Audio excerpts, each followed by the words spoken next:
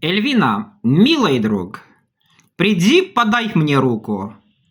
Я вяну, прекрати тяжелой жизни сон. Скажи, увижу ли, надолго ли разлуку я роком осужден?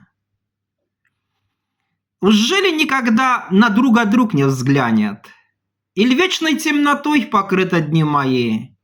Ужели никогда нас утро не застанет в объятиях любви?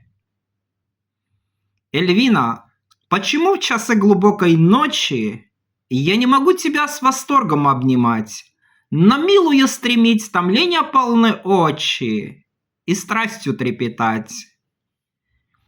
И в радости немой, в блаженстве наслаждения твой шепот сладостный и тихий стон вынимать, и тихо в скромной тьме для неги пробуждения близ милой засыпать.